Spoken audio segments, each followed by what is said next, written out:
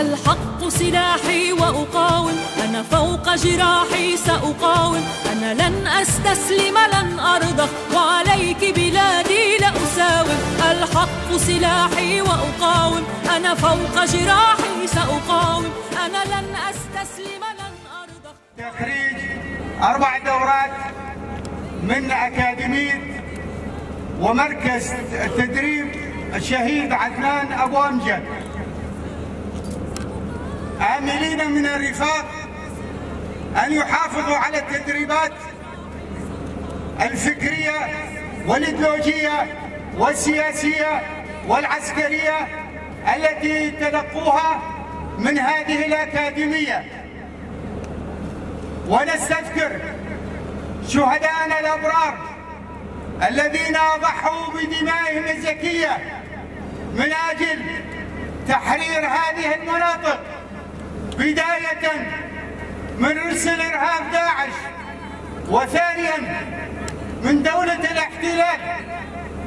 فقواتنا تقف بوجه الأعداء، بوجه الدولة العثمانية التي لها أهداف ومطامع، ولها أهداف الاحتلال ومشروع الضلالي العثماني.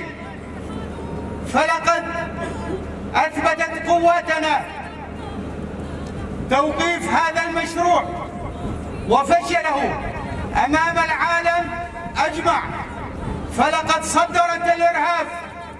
ونحن في هذا اليوم نعاهد ونجدد العهد لعوائل شهدائنا أننا سنتقدم وسنطور من أنفسنا في سبيل تحرير كل من عفرين وتل أبيض وراس العين. عاشت سوريا. سأقاوم، أنا لن أستسلم لن أرضى، وعليك بلادي لأساوم.